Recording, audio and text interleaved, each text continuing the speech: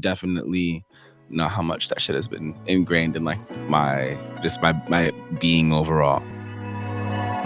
Go ahead, let the sun in. I don't want no disruption. Couldn't change the instructions. Haven't been on discussion. Dancing with some destruction. I don't hate interruptions. Never get my name Dom. We also have Dom McLennon. Hi, I'm Dom McLennon. Welcome back to Side Quest and the first episode of The Games That Shaped Me. Today, we're joined by Dom McLennon, a musician, game enthusiast, and overall creator born and raised in Hartford, Connecticut, whose work has ranged from his time in supergroup BROCKHAMPTON, his efforts in Team Reptile's bomb Rush Cyberfunk, and his most recent solo project, The Changing of the Trees. Let's talk about the games that shaped Dom.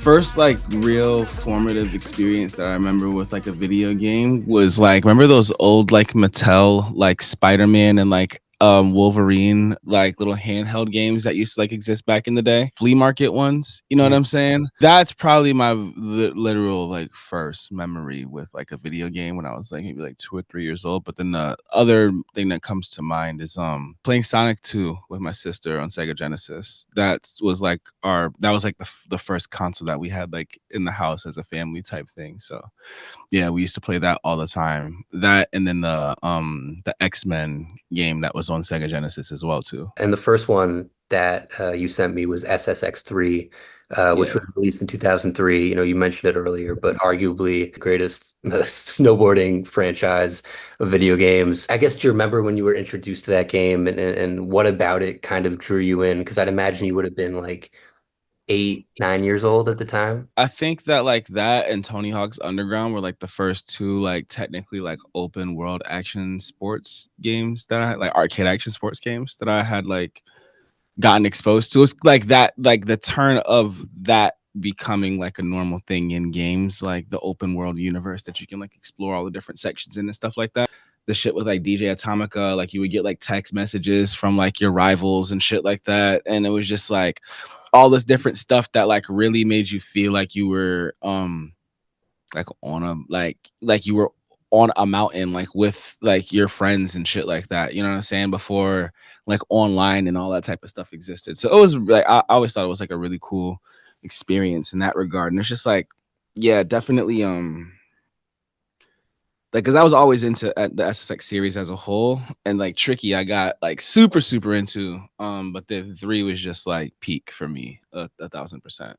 All down tempo drum and bass edit of The Bitter and by Placebo that like plays in like a certain part of certain like sections of the game and map, and like it plays like when you're like in between heats, like when you're like loading up into like the next match and shit like that. It literally doesn't exist on it. It doesn't exist on the internet anywhere else, but it's so fire. Like when I was first getting into like making music and making beats and shit like that, like everyone when they're a kid, like they like come up with like a stupid like producer name or whatever like that. I literally was just going by DJ Atomic at one point. Like I was just like literally ripped this dude's name. So like it's very much so like has been ingrained in, if you know me at all, like from like young ages, then you definitely know how much that shit has been ingrained in like my being overall. NBA Street Volume 2, another one, 2003, quintessential basketball title. I'm curious, like, what about the NBA Street franchise series, you know, struck you as a young person? It's a basketball fighting game. No, seriously, think about it. There's combos. You have light, medium, heavy. Like you have your like, you know, your modifiers and your multipliers and things of that nature. You have ultras. It's literally a fighting game. Like it's the perfect balance and marriage of like fighting game mechanics and arcade basketball game mechanics. It's like NBA Jam and Marvel vs. Capcom like blended together. I feel like those elements of it and like how it's not necessarily overcomplicated. It's pretty, it's simple, but it has enough depth to it to like where there can be like advanced play. You know what I'm saying? So it's just like, yeah, I love that shit. That shit is so fire. Just Blaze with like the OG like original soundtrack and mixtape for that. He did that, and he also did NBA Live 2005, I believe. That was like in the same era of time. Not only did I have like the NBA Street Volume 2 instrumentals like burned to like a CD, I had the NBA Live 2003 mixtape with Oh my like God. Hot Carl and shit like that on it, like back in the day. Like I was a huge video game music fanboy. So Uh, all these soundtracks are like, obviously like very, very, very, very formative. mhm. Like for like even for NBA Street Volume 2, like there's a lot of licensed songs, obviously, like Troy and things of that nature that are like standout. Every song in that game is low key standout as fuck.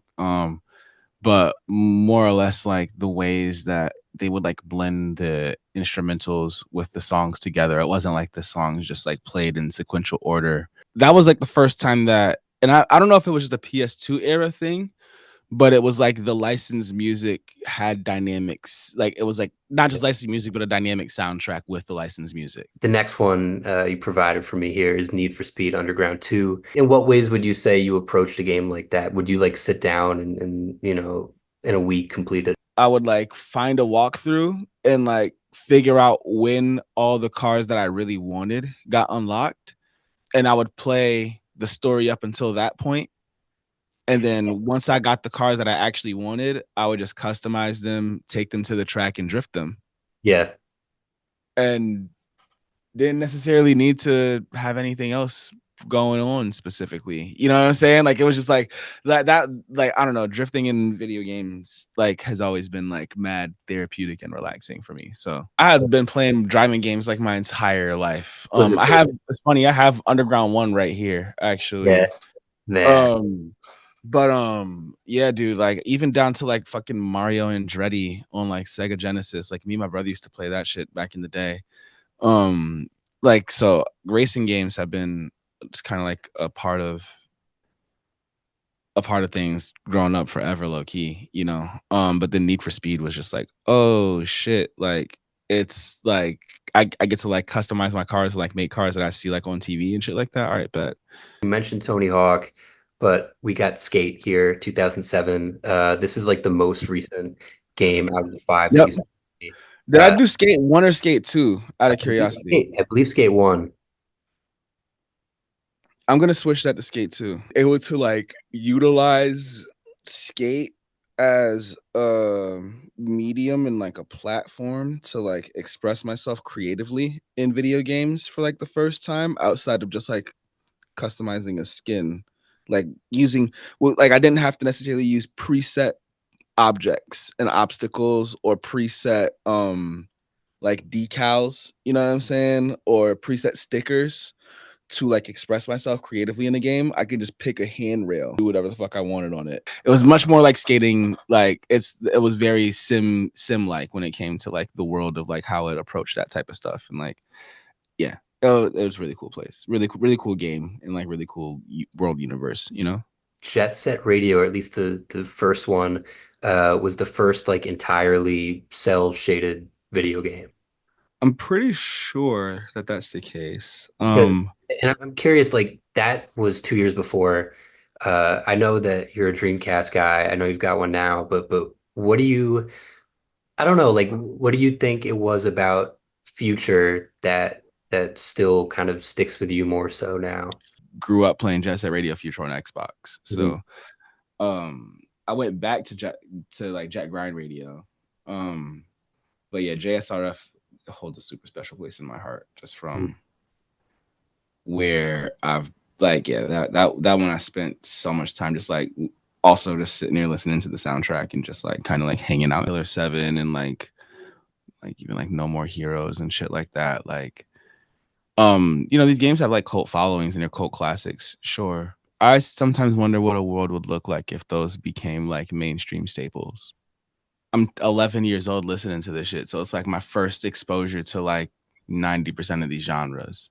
You know what I'm saying? Like I think that a lot of people like now have like gone back and played those games as like 20 somethings or in their like late teens, like already being in like even just with the age of information, you're already like exposed to like all the shit that's been influenced and inspired by this stuff, if whether you know it or not.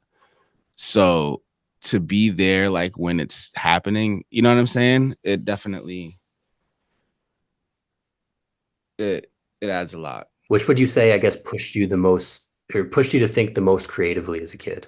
Like, what Oh was wow. Yeah, PC? Jet Set Radio, no question. Yeah.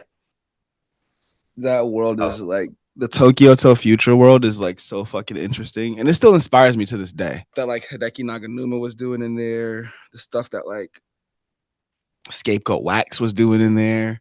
I think that like I mean it's obvious that like Hideki gets like so much praise for that soundtrack, but like there's so many other people that were incredible. Like Siba like there's so many different intricate layers and components to it that it's like a lot of the like weird niche stuff that I'm into. Like that was like the gateway drug for a lot of the like vaporwave stuff that I'm into is like very like jet set radio like inspired. You know what I'm saying? It's like yeah, it's I feel like I can tell when people are inspired by the same things as me by the art that they create. And it's like I've noticed like common threads in like certain creative communities of like, oh yeah, you guys used to play those games too. which of these games do you feel like you go back to the most to just kind of pick up and play? And then which soundtrack do you feel like you return to the most, just like leisurely? Pick up and play SSX the most for sure. That one's up there.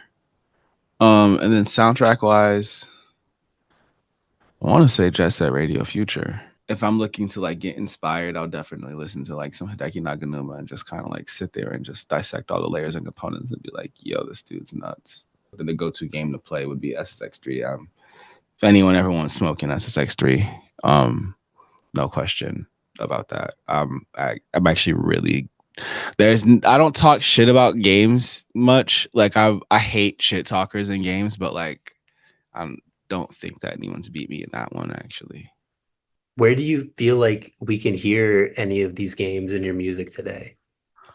Oh shit, everywhere, dude. I mean, not for nothing, like even like the music that I did for like Rush Cyberfunk, like it's very inspired by, you know, that world and universe of like those things and like me trying to kind of create like a love letter to that whole world and universe and kind of complement it. I feel like you can hear it in like the sound design choices that I make. I know a lot of my production isn't necessarily out there, but like if you ever listen to music that I'm making on stream, like I'm always making like ghetto tech or like some sort of like footwork or drum and bass or jungle or some shit like that. It's like that's all inspired by like I don't want to call that stuff video game music because it's much more than video game music ultimately at the end of the day, but it's all super super inspired by that. Even like this game right here, SSX Tricky. I'm not sure if you can like see it on the camera and stuff like that, but like this has like King of Beats by Aphrodite on it, which is like one of like the craziest like transitional drum and bass slash jungle songs to just throw in a DJ set whenever you feel like it. Like so like it literally just kind of shows up everywhere within stuff that I'm doing. But I would say mainly in like the visual aesthetic of like the stuff that I do on my live streams, the visual aesthetic of like the art that I kind of want to present to the world, outside of just like albums and singles, because there's a lot more to what we want to do than just that. You know what I'm saying? The stuff that you sent me was largely like sports adjacent type, like arcadey style games. Why do you think those were the games that really connected with you as a young kid? Like bombastic and like larger than life nature of just like the characters and the worlds and the universes, like because it's not just like the gameplay was always fucking fun as hell and like sick and like those types of games like that, like whether it was Tony Hawk or SSX or NBA Street or Def Jam or Jet Set Radio, whatever it is, Need for Speed even, like, but like also like the worlds were like, in my opinion, like so deep, like there was like so much like lore and like, you know, depth to them and shit like that. The little nuances that would go into like these games, like the little like subtle touches and like, you know, additions to be able to keep you immersed in it.